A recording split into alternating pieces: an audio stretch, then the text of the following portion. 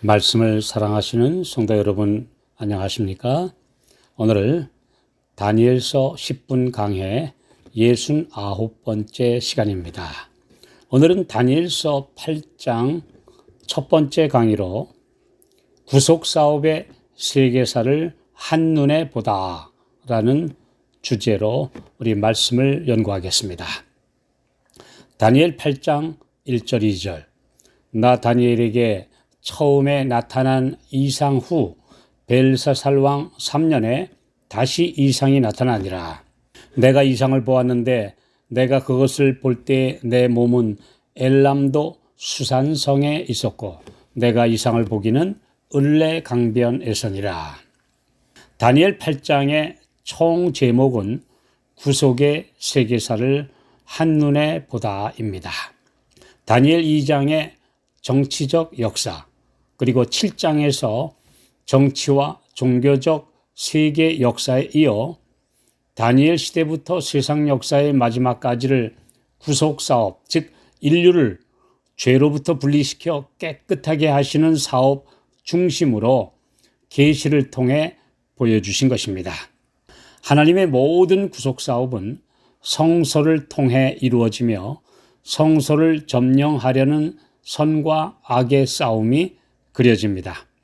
이 땅 예루살렘에 있던 모형에서 하늘 성소로 모든 초점이 맞춰지고 있습니다.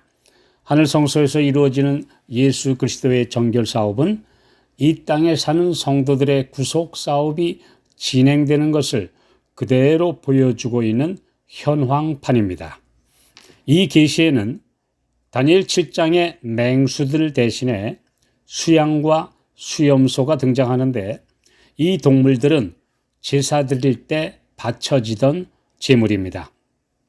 그래서 성소와 관련된 계시임을 알 수 있고 제물이 죽어서 번제단에 바쳐져야 하는데 이 계시에 등장하는 제물들은 그대로 팔팔하게 살아서 설치고 있습니다.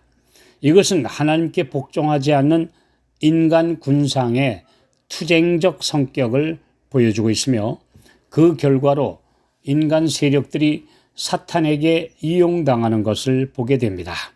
다니엘이 8장의 계시를 본 해는 벨사살 왕 3년이므로 주전 551년입니다.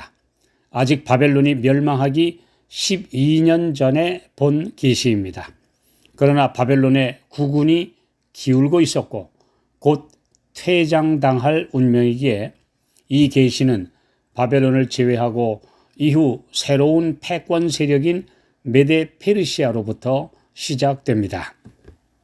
다니엘은 엘람도 수산성에 있었다고 했는데 이곳은 새로운 역사의 중심 장소가 될 것이었고 아마도 그는 계시 속에 가 있었던 것으로 보입니다. 이 계시에 등장하는 을레강은 약 30m 넓이 되는 인공 운하였습니다. 다니엘 8장 3절 4절 내가 눈을 들어 본즉 강가에 두 뿔 가진 수양이 섰는데 그 두 뿔이 다 길어도 한 뿔은 다른 뿔보다도 길었고 그 긴 것은 나중에 난 것이더라. 내가 본즉 그 수양이 서와 북과 남을 향하여 받으나 그것을 당할 짐승이 하나도 없고 그 손에서 능히 구할 리가 절대로 없으므로 그것이 임의로 행하고 스스로 강대하더라. 다니엘 8장 15절 16절 나 다니엘이 이 이상을 보고 그 뜻을 알고자 할 때 가브리엘아 이 이상을 이 사람에게 깨닫게 하라 하더니 가브리엘 천사가 다니엘에게 계시를 설명해 줍니다. 가브리엘 천사는 루시퍼가 반역하여 사탄이 된 이후 하늘에서 가장 중요한 책임을 맡은 천사로 구약에서는 다니엘서에 2번 이름이 언급되었고 신약에서는 사가랴에게 그가 아들인 침례 요한을 낳을 것이라는 소식을 알리기 위해 나타났습니다. 또 가브리엘은 마리아에게 예수를 잉태할 것이라는 소식을 알리기 위해 나타난 천사이기도 합니다.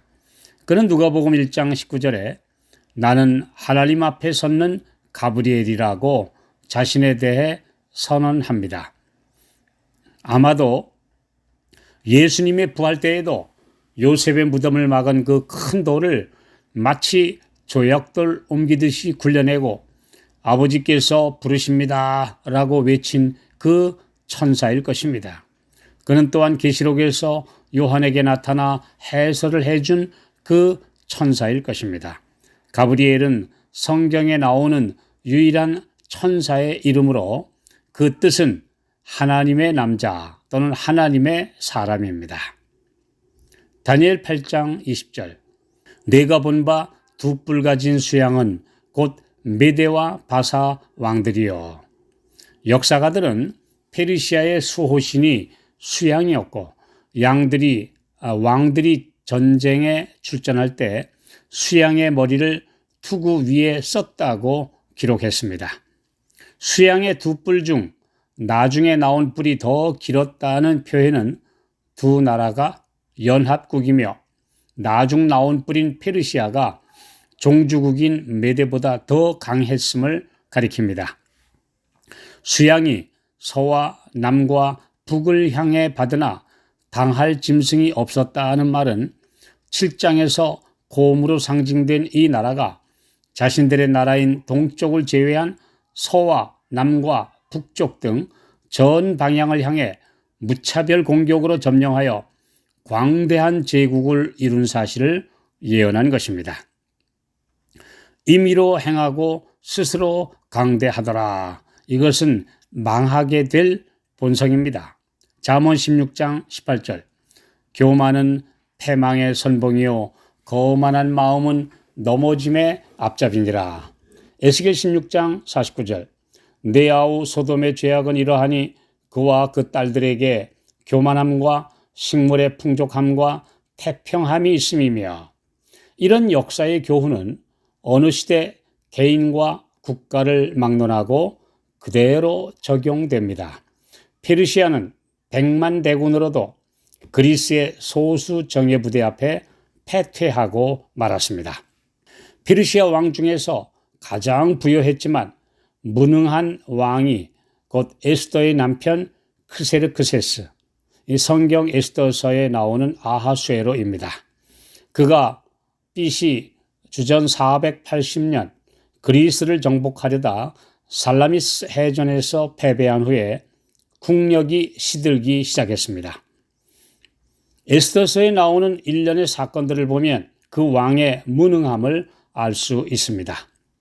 에스더는 동화에 나오는 신데렐라같이 포로에서 일약 페르시아의 왕후가 되었지만 남편을 만나기 위해 왕궁에 갈 때에도 목숨을 걸어야 하는 살벌한 분위기에서 살았습니다.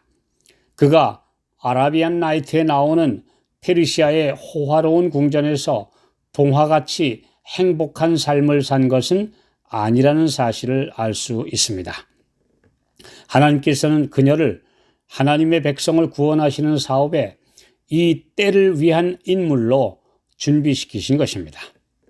특히 하나님께서 천하에서 지워버리라고 하셨던 아말렉 족속의 후예인 하만이 총리가 되어 그에게 꿇어 절하지 않은 모르드게 때문에 유대민족 전체를 멸절시키려는 음모를 꾸민 것과 에스더를 통해 극적인 반전을 일으키신 이야기는 세상 마지막에 있을 요한계시록 13장의 예언을 미리 보여주시는 장면입니다. 예레미야 51장 9절 우리가 바벨론을 치료하려 하여도 낫지 아니한즉 버리고 각기 고토로 돌아가자. 그 화가 하늘에 미쳤고 궁창에 달하였음이로다. 하나님의 백성이 포로로 잡혀갔지만 그것은 바벨론의 복음을 전하기 위한 하나님의 계획이기도 했습니다. 페르시아 역시 세 차례 칙령을 통해 하나님의 도구가 되긴 했지만 끝내 복음을 받아들이지 않았고 멸망의 길을 가게 되었습니다.